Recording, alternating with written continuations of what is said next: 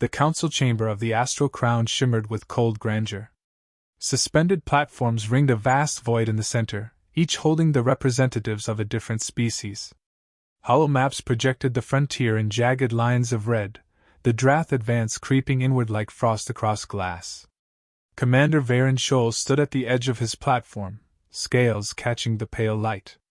He had fought too many wars to mistake those red lines for abstractions. They were graves waiting to be filled. A ripple of insected clicks announced the High Chancellor. Xyrr Taloran glided forward, her segmented limbs gleaming under the crystalline dome. "The reports from Enter Sector are unfortunate," she began, voice smooth as polished stone. 3 colonies lost. Containment operations are underway. Containment. Varen's jaw tightened. The word had no place here. "Containment will fail," he said, cutting across the murmurs. "The swarm will not stop at Enter. They adapt faster than any force I've faced. If we wait..." Xyrr's head swiveled toward him with precise disdain. "Commander Scholl, the Empire's fleets are equipped with weapons humanity has barely begun to understand. The Drath are a threat, yes, but hardly insurmountable. They were hardly insurmountable the last time, too," Varen replied, voice low but carrying. "And yet I saw entire battle groups vanish in hours. Technology isn't enough against an enemy that learns with every strike. Are we to believe," Xyrr said, her mandibles flexing faintly, "that the answer lies with a primitive, warlike species we have only just brought into the fold?" Varen didn't rise to the bait. "I am saying the answer lies in the one trait your fleets lack: unpredictability. Humanity doesn't fight by rules your enemies can study. I've seen them turn defeat into victory with nothing but desperation and a pile of scrap." Gasps and clicking murmurs rolled around the chamber. Xyrr let them swell before responding. "Your admiration for humans is noted. But the Council will decide based on reason, not sentimentality for past campaigns." The vote was called. Proposals for human-led operations failed without serious debate. The red lines on the holomap flickered, unchanged. When the chamber emptied, Varen caught Xyrr in the corridor, away from the cameras. "You know I'm right," he said quietly. She turned, her compound eyes reflecting him as a dozen fractured images. "I know that fear makes for poor strategy. The Empire thrives because we maintain balance. Elevating a volatile young species, arming them with authority, would shatter that. They'll shatter more than your balance if the swarm reaches the core worlds." Her tone chilled further. "You are a veteran, Commander. Act like one. Wars are not won by gambling on the unproven." She left him in the corridor's fading light, the scent of her pheromones lingering like disdain. Varen found Captain Mara Ellison in the officers' lounge.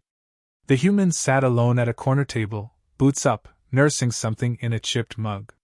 Her dark hair was pulled back, a faint scar tracing her jawline. "Bad day at the Council?" she asked without looking up. "They don't think they need you," Varen said. Mara smirked, not in amusement. "They never do. Until the bleeding starts." "They've already started bleeding," Varen said. "They just don't feel it yet." She leaned back, eyes narrowing. "And you want me to do what about it? I'm a liaison, not an admiral.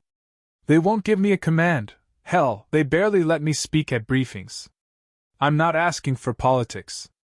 I'm asking for readiness." He leaned closer. "When the swarm reaches a world they care about, the Council will panic. And when they do, you'll need to be ready to show them what humanity can do, before they send you to die for nothing." Mara studied him, weighing the words. "You sound like you've already made peace with breaking some rules." "I stopped playing by rules the day I saw humans hold a choke point with nothing but bent steel and their own bodies," Varen said. She gave a short laugh without humor. "Yeah. We're good at that." Later, Varen sat in his quarters, the chamber dim, the only light from the Warfront holofeed. An officer's report played on loop, shaky footage from a frontier outpost. An alien commander shouted orders as the horizon blackened with the approach of the swarm. The feed cut mid-transmission. A silence heavier than armor settled over him. He reached out, freezing the final frame, jagged silhouettes against a pale sky. "They'll learn," he murmured to the empty room. "But it will be too late." The next day, the station carried on as if nothing had happened. Trade delegations haggled over minerals, dignitaries exchanged hollow pleasantries, and the war crept closer. Veyron walked the promenade, scanning the faces, humans in drab uniforms, Velnari in polished carapace armor, Kelvathius staring wide-eyed at the starfield beyond the transparent hull. He had fought for centuries, seen empires rise and fall, but the pattern never changed. Power insulated its holders from reality until reality punched through the walls. The Drath were that punch, and the council was still sipping wine. As he reached the docking ring, a low chime pulsed from his wrist comm. A message from Mara: "Meet me in Bay 6. Bring whatever you trust." He didn't hesitate. In Bay 6, the air smelled faintly of engine grease and ozone. Mara stood beside a lean, heavily modified shuttle, the kind used for scouting runs along contested borders. "Thought you didn't have a plan," Veyron said. "Don't," she replied, shouldering a pack. "Just making sure when things go sideways, I'm already in motion." He gave a rare, thin smile. "That's why they should be listening to you." "Yeah," she said, glancing toward the sealed bay doors. "But they won't. Not until someone makes them." They stood there in the muted hum of the station, two soldiers from worlds apart, both knowing the same truth. The war had already begun, and the Council's refusal to see it would cost lives, unless they acted first. The astral crown rotated in its slow, regal arc above Kelvar Prime, a jewel of the Empire's stability. Out beyond the rim of known space, the Drath swarm moved in silence, their ships like living blades carving through the dark. For now, the red lines on the map were still far away. But Veyron had learned long ago, on worlds whose names no one remembered, that distance meant nothing to an enemy that never stopped coming. And humanity, underestimated and unwanted, was the only blade sharp enough to cut them down. The battle began as a spectacle. From the observation deck of the Astral Crown, dignitaries and officers watched the Empire's fleet assemble over Rascar's edge.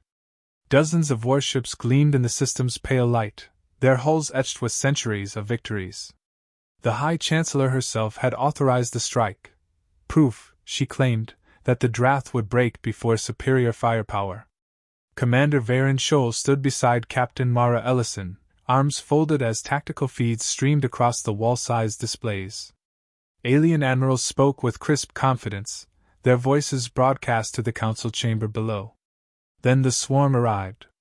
It wasn't a fleet in any conventional sense, more a tide of angular, living metal.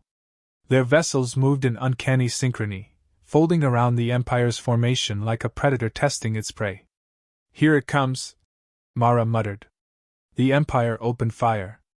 Particle lances carved glowing scars into the void, missile salvos flared like dying stars. Several swarm craft broke apart under the barrage. For a moment, the councillors on the lower decks applauded. Then the swarm shifted. Veyron watched their ships reconfigure mid-flight, weapon clusters splitting, armored plates reorienting to absorb specific frequencies. A moment later, Empire shields began to fail in precise, surgical points. Boarding pods, ugly spheres of chitin and steel, launched from swarm cruisers. They punched through hull plating as if it were paper. "Why aren't they countering?" Mara demanded. "They are," Veyron said grimly. "But the swarm's already adjusted to every counter they've studied."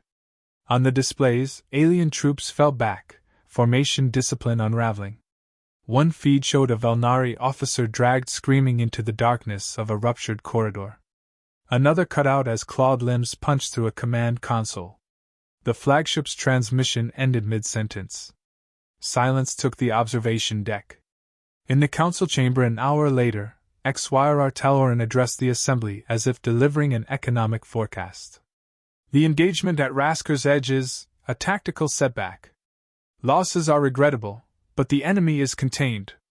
Reinforcements will." "Contained?" Veyron's voice cut through the air like a blade. "We lost a third of the Fourth Fleet in less than an hour. The swarm is not contained, they are advancing."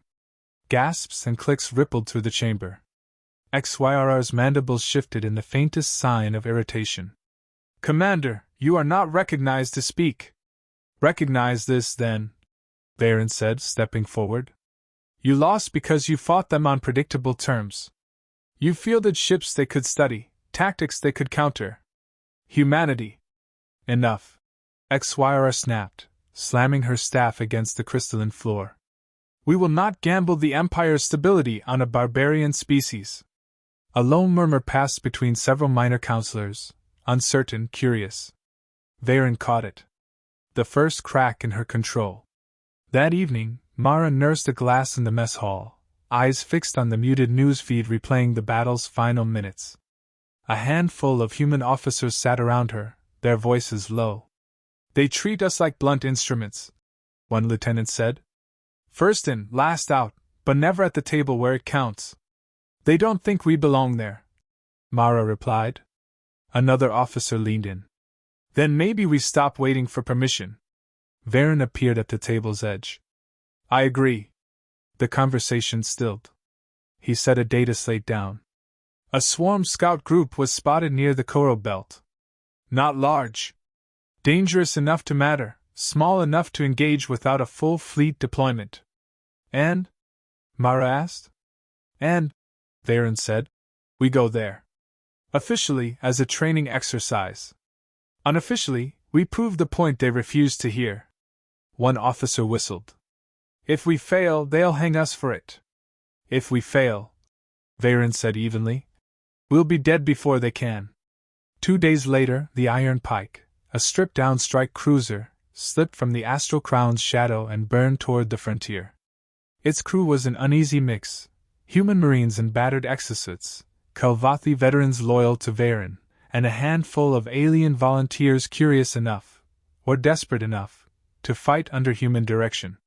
Mara stood at the tactical station as the Koro belt's jagged silhouettes filled the viewport. Swarm patrols should be here by now, she said.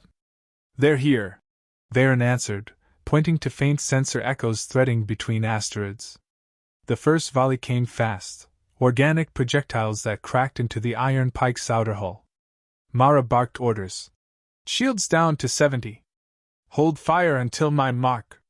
Helm, drift us into that debris cluster, mask our heat signature. The Iron Pike vanished into a cloud of shattered rock. A swarm cutter moved in to investigate. At the last second, human gunners cut loose, shredding the vessel's midsection. Mara pivoted immediately. Push them toward the shadow side of the belt. Make them fight blind. The battle unfolded like a knife fight in a collapsing building. Swarm ships darted through narrow gaps, only to find mined asteroids detonating in their path. Mara ordered captured drones hacked and turned on their former masters. Varen coordinated fire so that each enemy adaptation was met with something entirely unexpected, half planned, half improvised. In under an hour, the swarm broke contact, retreating into the dark. Back aboard the Iron Pike, the victory felt raw and electric. Hull plates still smoked. Casualties were real, but far lighter than anyone expected. You see? Varen told Mara on the bridge. Unpredictable tactics. Constant adaptation. That's what they can't counter. Mara allowed herself a thin grin. Let's see XYRR call that luck. She did try. In the council chamber, XYRR described the Koro belt skirmish as an isolated incident with favorable variables. She accused Varen of acting without authorization. Yet the military analyst spoke a different truth. Briefings circulated noting the swarm's inability to adapt in time to human-led maneuvers. Requests for human advisors began to slip across Varen's desk, unsigned but promising. As the chamber emptied, Mara caught up to him. We made our move. Now they'll watch every step we take. Good, Varen said, eyes narrowing. If they're watching, they'll see what's coming. Beyond the astral crown, in the silent dark between stars, the swarm regrouped. They had lost, yes, but like all predators, they had learned. The war map glowed blood-red in the council chamber. New systems flashed in warning, each representing a world now under siege. The swarm had broken through the next defensive ring, their advance faster than the most pessimistic projections. High Chancellor XYR Taloran stood before the assembly, her voice taut. We will authorize limited human involvement under direct oversight. Commander Scholl and Captain Ellison will lead a task force on Telvar Prime. The goal is to stabilize the front until reinforcements arrive. It was a concession, but one wrapped in chains. Varen knew it. So did Mara. They exchanged a glance. This was their chance, and likely their trap. The iron pike dropped from FTL into a sky streaked with fire. Telvar Prime's atmosphere boiled with the heat of orbital bombardments. In the distance, jagged towers of the capital city stood like broken teeth. Mara paced the command deck, reviewing real-time feeds. Swarm forces are entrenched in the lower districts. Civilians are still trapped. Empire doctrine says pull back, hold the high ground, wait for reserves. Varen studied the feeds. By the time reserves arrive, there will be nothing left to save. Then we hit them where they don't expect it. Mara pointed to the industrial zone, dense, narrow streets perfect for close-quarters fighting. We take it, cut their supply lines, and force them into the open. Varen keyed the comms. Task Force, prepare for drop. You've been told this is a holding mission. It isn't. This is a kill mission. The first wave slammed into the industrial quarter under cover of orbital strikes. Human Marines led the push, weaving between alien infantry in overlapping formations. The streets erupted into chaos. Acidic projectiles from the swarm hissed against walls, their shrieks echoing through the smoke. Mara moved with her troops, shotgun in hand, her commands crisp and direct. She used every advantage the environment offered, collapsing catwalks onto advancing swarm, rerouting steam vents to scald choke points, sealing alleys with improvised barricades.